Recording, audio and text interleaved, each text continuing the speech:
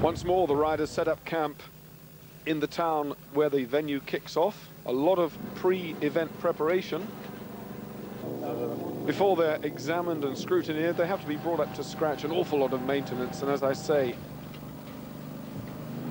no time is too well spent on this sort of preparation. The event can be won or lost. Tyres too, you've got to fit the right tyres and fit them carefully. They've got as many as 3 security bolts in there holding the tyre to the rim to stop it sliding. If they catch the tube underneath, then there's a puncture, and a puncture's a problem. Scrutineering.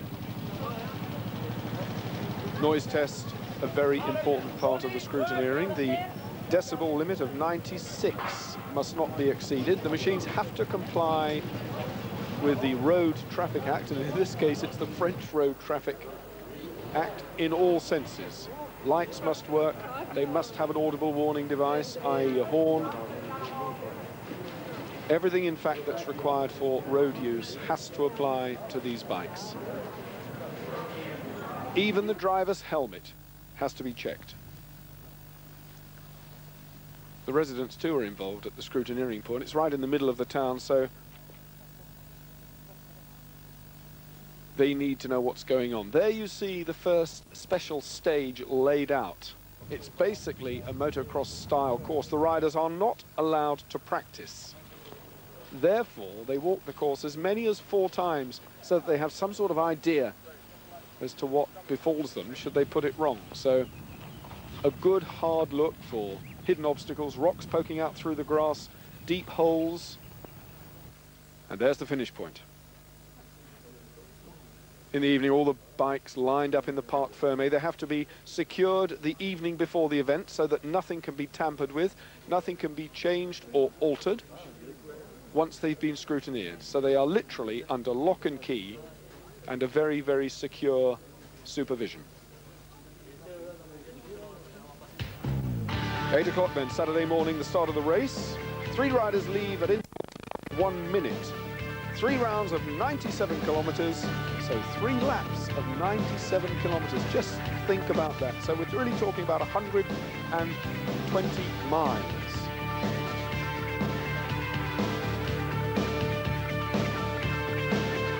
Of course, not as varied as Spain, but the weather might make the course just a little bit more interesting. The weather here has been very, very damp. We have had torrential rain, and there's every reason to believe that rain is going to fall during the first day, and certainly it's forecast for the second day. So maybe the Britons, and in particular the man who hopes to be leading the championship after this, will come out on top. Join in southern France for the first special stage. Frank Ville, the 80s go off first on the TM Hildebrand machine, riding number 4. He sets the best time, in fact, for the 80s around the special test. Thomas Bieberback. He had a blackout on the second day in Spain and had to pull out of the event. Let's hope he has a bit more luck here in France.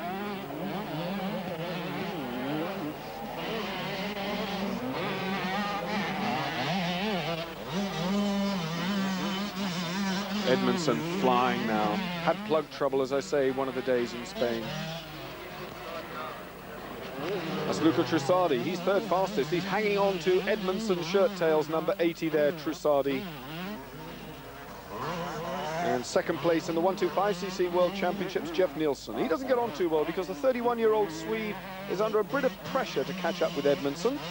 And generally the whole of the KTM team are just a little bit touchy. And that's what happens if you don't get it all together when you should.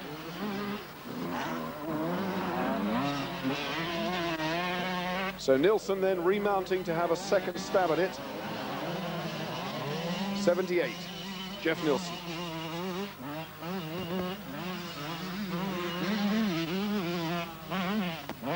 By contrast, Stefano Passeri in brilliant form on the Aprilia. He was the man leading at the end of the Spanish round and is going to be locked in a tooth and nail struggle here today with Paul Edmondson. So number 82, that's Stefano Passeri on the Aprilia, high over the top. Giorgio Grasso, he's been the star of the Fabioli team for quite some time, and this year on Kawasaki. Pellegrinelli's also changed. He's now mounted on Honda, looking good. So Pellegrinelli on the Honda. Back with Grasso again. He's the best Italian in the Enduro scene worldwide. Looking to find the pole position slot if he possibly can. Third in the class, Giovanni Salah, a newcomer. He's a new name to the Enduro world. He's also a new name to me, Salah. Kari Tiainen from Finland. He's a bit slow today, not putting it together the way we'd have expected. So Tiainen on the Husqvarna from Finland. Number 259. That's Sven-Erik Jonsson. Sven-Erik Jonsson has got a big rival in Dick Vixel. But Vixel, well, KTM mounted, number 271 Vixel. 269. He moves so quickly. That's Gerard Yemink on the Honda. We've seen him before. In Spain, he was fourth, looking good in the 500 class. But in the 350 four-stroke class, it's world champion Kotraba. Kent Carlson, number 307. He's going well in the 350 class. He's got to shake the old 250s out of his bones and get on with riding the 350 thumper. Mario Rinaldi, though, first time out on a KTM four-stroke prototype in the 350 anyway. So Rinaldi on the KTM, looking good.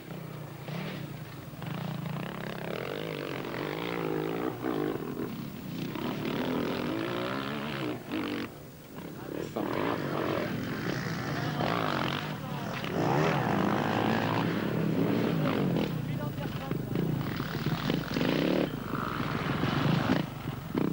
That's Zeitzenweit's, the distinctive sort of green and the mauve helmet of Bert von Zeitzenweitz. We saw him dump it against the rock. There's Bill Anderson. Saw him tumble too in Spain, but he's looking much, much better today.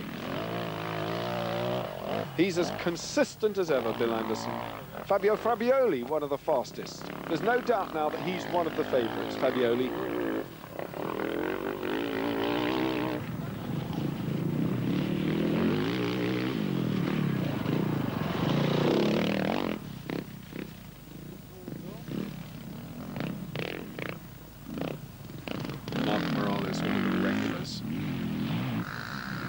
A fairly good crowd here.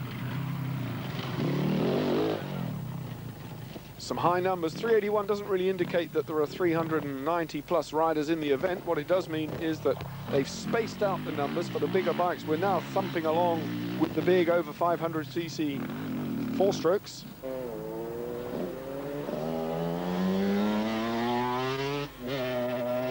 '71 buzzing away. You can tell from the noise that's a little engine. That's Stefan Palakto on the 125 KTM. Number 175 chugging in. That's Uwe Weber. Weber stopping for a drop of liquid both in the tank and down his throat, I would imagine. What are they saying? What's it like? Well, it's not too bad, he said. A little bit rough, but he's smiling. A lot of pleasure obtained from riding the world of enduros.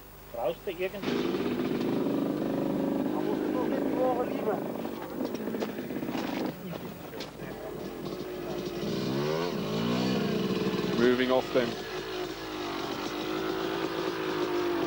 Have his card stamped. He had plenty of time in hand, so he was able to pull up and get a few adjustments done. His card has to be stamped exactly on the time he is due in. 5 minutes means that at the checkpoint, he's got to be there. Sometimes it's a bit less peaceful than that. They really have to get tearing through because they're running late. The sun's still shining at the special test, but when Frank Vil starts to move off, it starts to rain. And now it's looking a bit slippery. He's in top form today.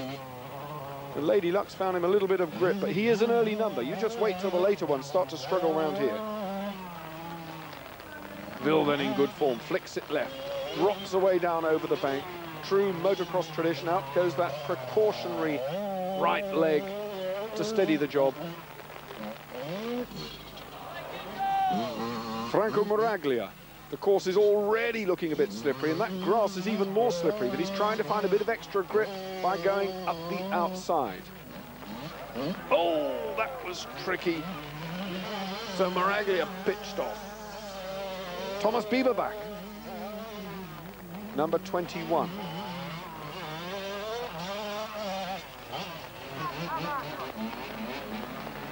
By the time Edmondson gets going, the course is in even worse condition. So Paul Edmondson now, from Cannock in Staffordshire, the reigning world champion, 51. We're riding with him on the factory Husqvarna. Look at the line, just watch his style.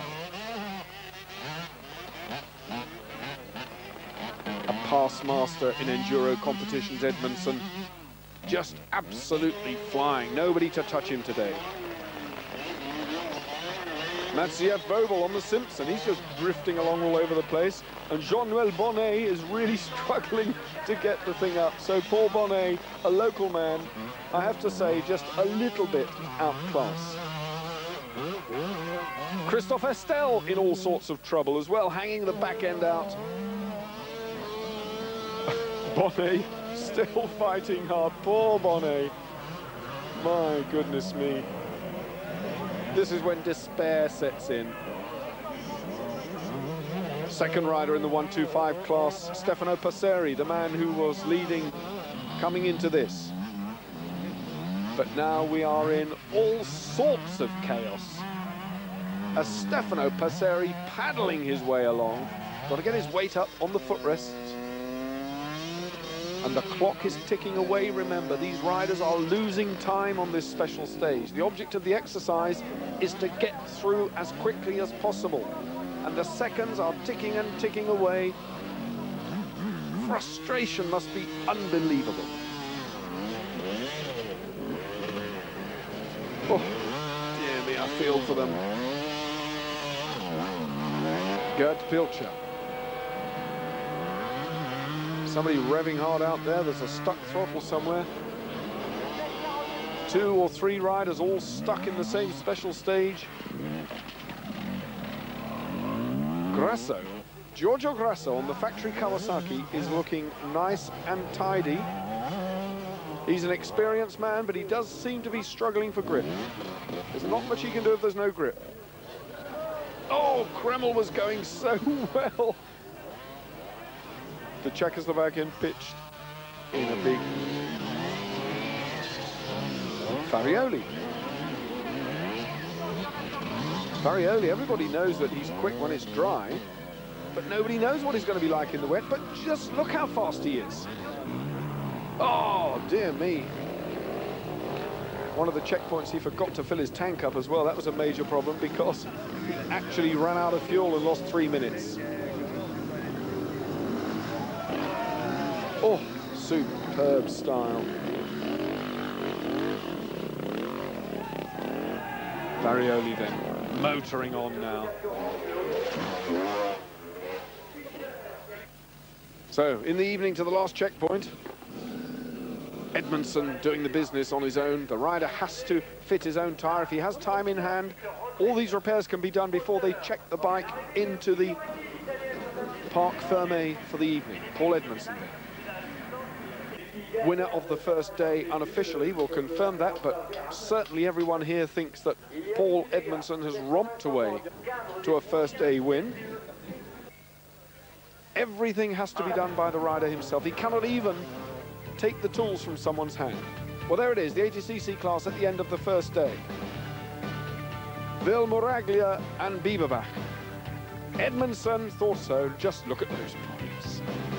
Out on top from Stefano Passeri, Luca Trusadi. Pellegrini, Grasso and Salah topped the 250s. Wouldn't have expected Grasso to be so well up, but look at that. Sven-Erik Jonsson, Dick Vixel and Gerard Jimmink.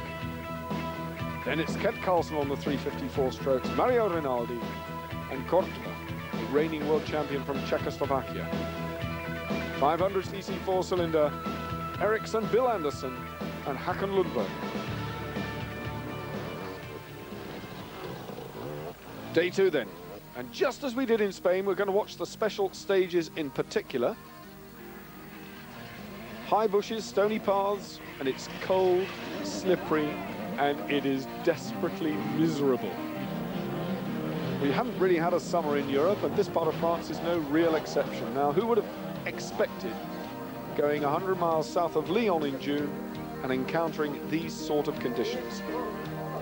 But the chain off, and that's a big problem for Gert Pilcher. He has to get it back on, but it does mean that the thing is stretched. Oh, Grasso's struggling up there. Bruno Wouters, oh dear me, nearly throwing the bike onto a spectator.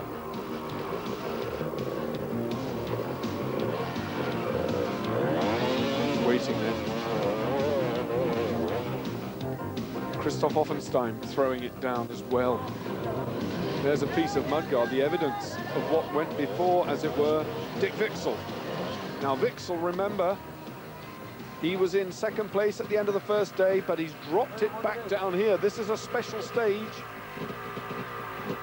and he's really struggling. And the wet clay clogs the wheel up. It even makes walking difficult. Yimink waiting, Gerard Yimink. He's got to see if he can struggle all the way up to the top. And Gerard Yimink on the Honda is helped over by the lads. He looks across at Wixel and says, how are you, fella? I'm okay. Right, away they go. Now, riders stuck all over the course, makes it pretty inaccessible. And if you get the bike up against that tree, there's just no grip anywhere at all. There's a lot of frantic yelling. There's Stefan Bernhard yelling at the boys. He's saying, come on, give me a pull. And they're saying, well, hang on. If you're going to be rude, you can push the blooming thing yourself. But they do. But I think, in fairness, they've done more than their fair share, and I wouldn't be at all surprised if they wander off and find another spectating point. Oh, dear me. Well, the bike made it. Having got the German over, the boys have had enough. They just let the rest of them get on with it. Win Hutton. Again now, it's a chaotic situation, and it's, oh, dear me. Rinaldi thumping through. So Rinaldi goes down even. Now, this is a bit serious because he was well up in the championship and well up after the first day. 350 runner Rinaldi, number 324.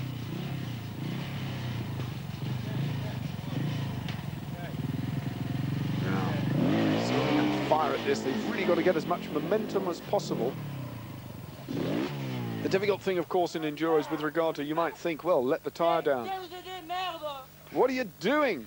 Looking at me, come and give. That's the frustration. That is absolutely evident. He's swearing at the camera, and what can the cameraman do? Well, that's it. That's what it's all about in Enduro. Just about heartbreaking stuff here in France. But the ATCC results. Edmondson flew through the second day. In fact, a double win for Edmondson puts him on top of the world again after 2 rounds, back in his rightful position. Kari Tienen tops the 250 list. 500, Stefan Jonsson, Wixel, and there you are, the 350s. Kent Carlson, World Enduro then from France. Join us again here on Screen Sport. This is Barry Nutley saying cheerio. Don't forget, the next round will be every bit as gripping.